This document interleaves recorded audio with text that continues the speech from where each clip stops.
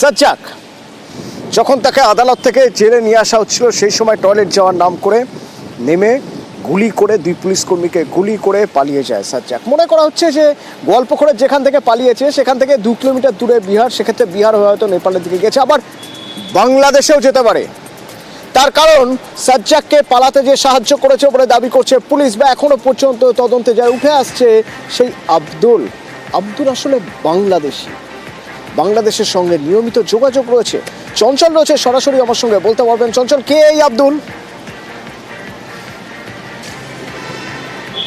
দেখো অতনুদা, তোমাকে জানিয়ে রাখি যে 2019 সালে গোয়ালপুকুরের একটি ঘটনায়, বাংলাদেশি অনুপ্রবেশের ঘটনায়, সেই ঘটনায় আব্দুল হোসেন ওরফে আবাল নামে এক যুবককে কিন্তু পুলিশ গ্রেপ্তার করে ইসলামপুর কোর্টে তোলা হয়েছিল, তারপরে তার জেল হেফাজত হয়েছিল। তবে এই আব্দুল হোসেনের বাড়ি হচ্ছে ঠাকুরগাঁও জেলার যেটা হচ্ছে মারাধর বলে একটা গ্রাম রয়েছে, সেই মারাধর গ্রামে তার বাড়ি।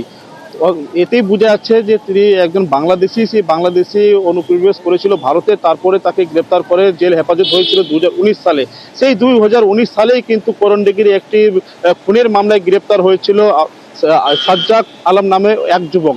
এই দুজনেরই কিন্তু জেল হেফাজতেই কিন্তু দুজনেরই বন্ধুত্ব হয়। বন্ধুত্ব হওয়ার পরে কিন্তু যখন ছাড়া পায় আব্দুল হোসেন, তারপরে তাকে পুশব্যাক করে দেওয়া হয় বাংলাদেশ। তবে পুশব্যাক করার পর পুনরায় তিনি ওই যুবক কিন্তু ভারতে অনুপ্রবেশ করে বেআইনি ভাবে। তবে এই যে ঘটনা যে বুধবার যে দুপুরে যেটা রায়গঞ্জ জেল থেকে সাজ্জাককে ইসলামপুর মহকুমা আদালতে তোলা হয়েছিল, তারপর সেখান থেকে আবার রায়গঞ্জে নিয়ে যাওয়ার পথেই গোয়ালপুকুরে যে পাঞ্জিপাড়া এলাকায়, সেই পাঞ্জিপাড়া এলাকায় কিন্তু পুলিশকে গুলি করে, দুই পুলিশ কর্মীকে গুলি করে সাজ্জাক পালিয়ে গেছিল। তবে পুলিশের তদন্তে যেটা উঠে আসছে যে এই সাজ্জাককে যে ইসলামপুর কোর্টে তোলা হয়েছিল তখনই কিন্তু আব্দুল হোসেন সেই আদালতের চত্বরে দেখা গিয়েছিল। সেই আদালত চত্বরে যে সিসিটিভি ক্যামেরা, সেই সিসিটিভি ক্যামেরা থেকে আব্দুল হোসেন, ধন্যবাদ চঞ্চল। আব্দুল হোসেন, যাকে আগ্নেয়াস্ত্র সহ গোয়ালপুকুরে যে আব্দুল গ্রেপ্তার হয়েছিল, কারণ 2019 সালে এই আব্দুল হোসেন ভারতে ঢোকে, বাংলাদেশি দুষ্কৃতী, আগ্নেয়াস্ত্র সহ গোয়ালপুকুরে গ্রেপ্তার হয়েছিল। এরপর আদালতের নির্দেশে তাকে বাংলাদেশে ফেরত পাঠিয়ে দেওয়া হয়। ফের ভারতে ঢুকেছে আব্দুল হোসেন এবং সাজ্জাককে সাহায্য করেছে পুলিশে। ওই কেসটাতে ওই ছেলেটা হচ্ছে, ওর নাম হচ্ছে আবুল হোসেন এলাইস আবাল, বাংলাদেশে বাড়ি। সে হচ্ছে 14 ফরেনার্স অ্যাক্টে অ্যান্ড আর্মস অ্যাক্টে ওকে অ্যারেস্ট করে গোয়ালপুকুর থানা এখানে পাঠাইছিল। ওকে 3 বছর কনভিকশন দিয়ে ওদেরকে পুশব্যাক করে দেওয়া হয়, মানে এখানে সাজা কাটানোর পর ওকে বাংলাদেশ পুশব্যাক করে দেওয়া হয়। সাজ্জাক আলম যে মেন একিউজ আছে, ও হচ্ছে 20/10/2019 তারিখে অ্যারেস্ট হয়। হতে পারে ও যে জেলের মধ্যে যে দুজন ছিল, দুজনের মধ্যে বন্ধুত্ব ছিল, আমরা এখানে কনভিক্ট করে বাংলাদেশ পাঠিয়ে দিয়েছি। তারপর থেকে ও কালকে এখানে কোর্টে ওর দেখা, পুলিশে এখান থেকে সিসিটিভি ফুটেজ এগুলো নেওয়ার পর তাতে বোঝা যাচ্ছে যে ওর সঙ্গে ও কালকে কথাবার্তা করেছে, সেই জন্য ওকে হচ্ছে এই কেসে ও সহযোগিতা করেছে ওকে ভাগানোর জন্য। পুলিশের মনে হচ্ছে যে সাজ্জাক আর আব্দুলের যোগাযোগ জেলে, কারণ 2019-এ তো সাজ্জাকও জেলে গিয়েছিল। ছোটবেলা থেকে অপরাধ জগতে হাতে খড়ি, চুরি ছিনতাই থেকে শুরু করে অনেক কিছু করার পর একটা খুন করে সাজ্জাক আলম 2019-এ করণদিঘিতে, তারপর সে জেলে যায়। আসলে অপরাধ মনস্কতা তার ছোটবেলা থেকে।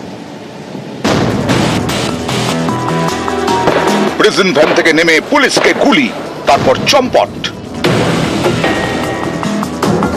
বুধবার বিকেলে উত্তর দিনাজপুরের গোয়ালপুকুরের এই ঘটনা ঘিরে শোরগোল পড়ে গেছে। এসআই কে 2 রাউন্ড গুলি করে আর কনস্টেবলকে 1 রাউন্ড গুলি করে। আওয়াজ পেয়ে আমরা দেখলাম যে কি হচ্ছে, তারপর রোডে যখন দেখি দুজনই রাস্তার মধ্যে পড়ে আছে রোডে। দুজনকে ইসলামপুর হসপিটাল পাঠাই। 2 পুলিশ কর্মীকে গুলি করে পালানো দুষ্কৃতীর নাম সাজ্জাক আলম, বয়স বছর 25, উত্তর দিনাজপুরের করণদিঘির বাসিন্দা। 2019-এর অক্টোবরে এক ব্যবসায়ীকে গুলি করে খুন করে, তখন সাজ্জাকের বয়স 19। মাত্র 19 বছর বয়সেই গুলি করে খুন, সেটাও আবার করণদিঘি থানার কাছেই। তার নাম শুনলে এখনো বুক কেঁপে ওঠে নিহত ব্যবসায়ীর পরিবারের। বৃহস্পতিবার থেকে তাদের বাড়িতে পুলিশ মোতায়েন করা হয়েছে। আতঙ্কে থাকবো, এত বড় একটা ঘটনা ঘটিয়ে দিল পুলিশের সাথে, তো আতঙ্ক হবে না? আমি তো নিজে এখানে একাই থাকি ছেলে মেয়ে নিয়ে। পুলিশ পাঠা দিয়েছে? হ্যাঁ, কি চাইছেন? আমি চাই শাস্তি হোক, দ্রুত যেন শাস্তি হোক। ছোটবেলা ছোটবেলাতেই অপরাধ জগতে পা, চুরি, ছিনতাই, গাড়ি চুরি, নানা ঘটনায় নাম জড়ায়। বেশ কয়েকবার পুলিশের হাতে ধরাও পড়ে, তারপরেও সাজ্জাক সিধে হয়নি। 2019-এ ব্যবসায়ীকে খুন করে সে জেলে যায়। এই ঘটনাতেই বুধবার তাকে ইসলামপুর আদালতে তোলা হয়। সেখান থেকে রায়গঞ্জ জেলে ফেরার সময় ফের নিজের খেল দেখায় সাজ্জাক। বাথরুম যাওয়ার নাম করে প্রিজন ভ্যান থেকে নামে, তারপর 2 পুলিশ কর্মীকে গুলি করে পালায়।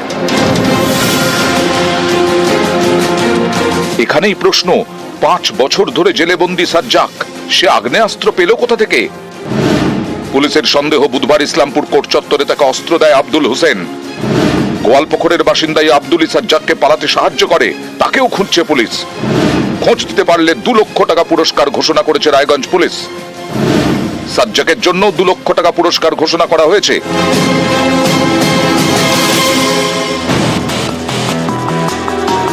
সাজ্জাকের খোঁজে বৃহস্পতিবার সকালে তার গ্রামে তল্লাশি চালায় পুলিশ। আমাদের কারো সঙ্গে চেনা পরিচয় নাই, ওরকম বাইরের ছেলেপেলের সাথে থাকতো। এটা তো পরে জানতে পারলো, যখন কেস করেছে তখন। আমরা তো নিজেই অবাক আছি, পুলিশ আসছে যাচ্ছে দেখে অবাক, একদম গ্রামের লোকই চিন্তা ভাবনা করছে কি করবে এখন। আমরাও আতঙ্কে আছি অনেক। वो जो 7.65 बोर का ये एम्यूनेशन है जो कि पुलिस यूज नहीं करती है, वो नॉन रेस्ट्रिक्टेड बोर है। जो पुलिस यूज करती है वो रेस्ट्रिक्टेड बोर यूज करती है। हम लोगों को जो प्रिलिमिनरी इंक्वायरी में पता चला है कि जब वो कोर्ट लॉकअप में उसका था, उस दौरान उसके पास वो फायर आर्म पहुंचाया गया है। করণদিঘি থেকে মুক্তা সরকার, নিউজ 18 বাংলা। আর ওদিকে মেদিনীপুর মেডিকেল কলেজে জুনিয়র ডাক্তারদের আজ কর্মবিরতির ডাক। সকাল 8টা থেকে সেই কর্মবিরতির ডাক দেওয়া হয়েছিল। কেমন অবস্থা হাসপাতাল চত্বরের, পরিষেবার কি অবস্থা জানবো। শোভন রয়েছেন সরাসরি আমার সঙ্গে। শোভন,